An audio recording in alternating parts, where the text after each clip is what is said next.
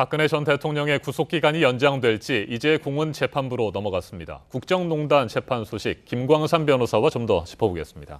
어서 오십시오. 네, 안녕하세요. 네, 변호사님. 검찰이 박근혜 전 대통령의 구속기간 연장을 요청하자 박 전 대통령 측은 강하게 반발하고 있습니다. 일단 SK와 롯데그룹의 뇌물 혐의가 핵심일 텐데 박 전 대통령 측은 이미 관련 심의도 끝났다 이렇게 주장하고 있는 거죠?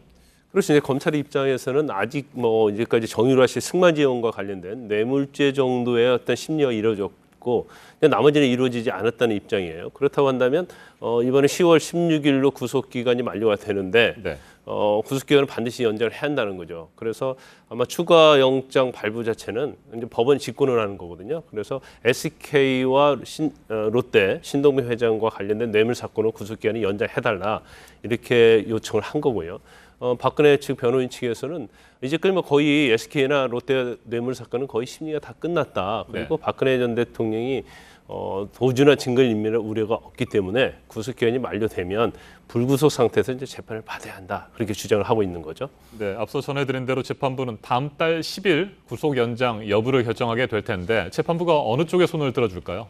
일단 재판부도 좀 곤혹스러운 측면이 있을 겁니다. 왜냐하면 6개월의 어떤 구속 기간을 정한 이유가 이제 피고인의 어떤 인권이랄지 네. 이제 불리한 재판을 받지 않게 하기 위해서 만든 건 맞은데 지금 중요한 것은 이제 이 구속 기간이 연장이 만약 안 될 경우에 여러 가지 문제점이 있어요. 정호성이랄지 안종범, 최순실 재판이 지금 박근혜 전 대통령의 재판 결과를 보기 위해서 구속 기간이 연장된 상태거든요. 그렇다고 한다면 박근혜 전 대통령이 석방이 된다고 한다면 그런 피고인들도 또 석방이 돼야 하는 문제가 있고요. 또 구속기간이 연장이 안 됐을 때는 어떻게 될 것이냐. 그러면 결국은 박근혜 전 대통령의 지지자들이 또 손해를 피울 가능성도 있고 또 박근혜 전 대통령이 이전에도 4번이나 재판에 불출석했지 않습니까? 네. 그러면 계속적으로 재판에 출석하지 않으면서 특히 건강상 이유로 재판을 끌 수 있을 뿐만 아니라 다른 피고인들이 석방이 되게 되면 또 증거인멸 우려도 있단 말이에요. 그렇지만 지금 최순실 씨랄지 정호성 전 비서관 그런 경우에는 추가적으로 나중에 기소가 됐어요. 네. 그러니까 그것 가지고 구속기간 연장을 할 수 있었는데 박근혜 전 대통령은 이미 기소된 범죄 사실 중에서 영장에 기재되지 않은 다른 범죄 사실을 가지고 영장을 발부를 해야 하기 때문에 이 수사를 담당하고 있는 재판부는 고민이 좀 있을 수 있다고 봅니다. 네. 일단 재판부가 구속기간을 연장하게 된다면 6개월을 연장하게 되는 건가요? 3개월, 4개월 연장할 수는 없는 겁니까? 일단 새로운 범죄 사실로 하게 된다면 6개월은 이제 연장할 수 있는 거죠. 네, 6개월이 되겠고요. 자, 그렇다면 연장될 경우, 연장되지 않을 경우에 지금 검찰 쪽에서는 재판이 계속 지연될 가능성이 있다. 앞에서도 보도가 잠깐 나왔습니다만 4차례에 걸쳐서 몸이 아프다는 이유로 재판에 출석하지 않았고 강제 구인도 한 차례 거부를 했습니다. 이런 이유들 때문에 재판이 지연될 가능성이 높다고 보는 거겠죠. 그렇죠. 재판부는 그렇게 보고요. 근데 연장이 되느냐 안 되느냐는 이제 첫 번째는 검찰이 요청한 것처럼 범죄 사실의 일부에 대해서 추가 영장을 발부해서 계속 재판을 구속 상태에서 하는 경우가 있고요.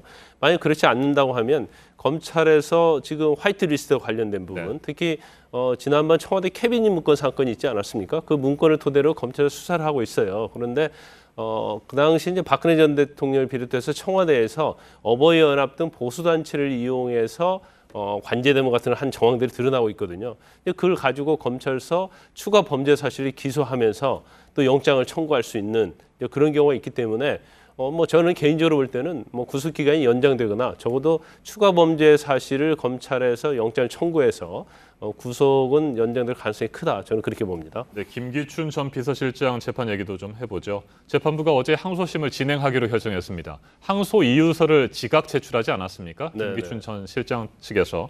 그런데도 항소심 진행을 결정한 이유는 뭐라고 보시는지? 일단 법원 측에서는 항소 기간을 도가에서 제출하기 때문에 이것은 적법하지 않다. 항소 이유서 제출 자체가 이제 그건 인정을 하고 있어요. 단지 지금 형사소송법에서 재판부가 설사 항소 기간이 도가를 해서 제출하는 경우에는 항소 기각 결정을 하게 돼 있죠. 네.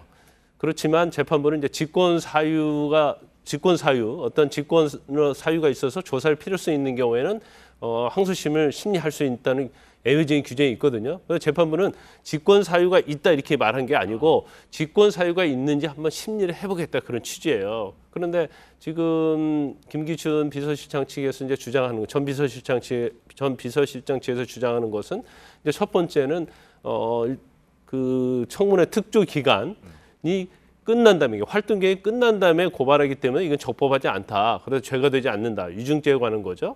그다음에 두 번째로 지금 공소사실에 나와 있는 범죄 사실 중에서 구체적으로 특정되지 않았기 때문에 네. 공소사실 자체가 무효다. 그렇기 때문에 이건 직권적으로 심리할 사안이 된다 이렇게 주장하고 있고 검찰 측에서는 직권 사유 어떤 조사 심리 대상은 절차나 형식적인 어떤 거에 관한 것이기 때문에 이건 직권 조사의 대상이 되지 않기 때문에 항소 기획을 해야 한다. 이게 검찰의 입장이죠. 그러니까 재판부가 직권 조사가 필요한지를 심리해 보겠다 이렇게 어제 얘기를 했는데 이것만으로도 항소심이 시작됐다 이렇게 볼 수 있는 겁니까? 일단 항소심이 시작됐다고 볼 수 있는 그렇군요. 거죠. 자, 김기춘 전 실장 측과 특검 측이 어제 그래서 직권 조사의 필요성을 놓고 공방을 벌였다고 하는데 김기춘 전 실장 측에서는 병원 환자 살인 뭐 이런 얘기도 했다고 하던데 이건 무슨 얘기입니까? 그게 굉장히 비유를 들어서 한 겁니다. 지금 판결문에 보면 김기춘 전 비서실장의 어떤 행위를 했는가 블랙리스트와 관련해서 그게 구체적으로 나타나 있지 않다는 게 주장이에요. 네. 그렇기 때문에 단지 김기춘 전 비서실장이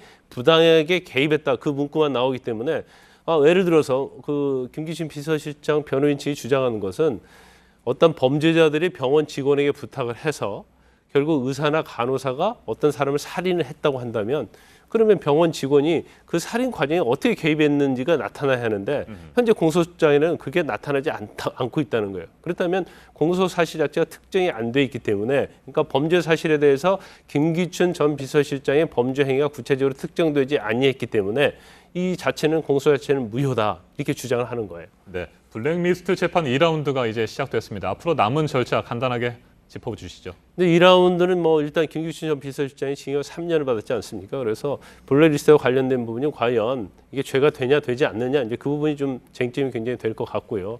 또 추가적으로 이제 범죄 사실이 기소되는지 여부가 우리가 좀 눈여겨 지켜봐야 할 것 같습니다. 특히 아까 말씀드린 것처럼 화이트 리스트에 관련된 부분이 있거든요. 그래서 조윤선 전 장관에 대해서는 검찰이 출국 금지를 했습니다. 그 이유는 일단 조사를 해서 혐의가 상당히 있다고 검찰은 보고 있는 거거든요. 그렇다고 하면 다시 소환해서 조사를 하고 죄가 인정되면 추가 기소될 가능성이 클 수 있죠. 그리고 어디까지나 뭐 조윤선 전 장관과 관련해서는 조윤선 전 장관이 일부 무죄를 받지 않았습니까? 이제 그 부분에 대해서 다시 항소심에서 이게 유죄로 변경되느냐 그 부분이 굉장히 중요하다고 봅니다. 알겠습니다. 여기까지 듣겠습니다. 김광선 변호사님 말씀 잘 들었습니다. 네, 감사합니다.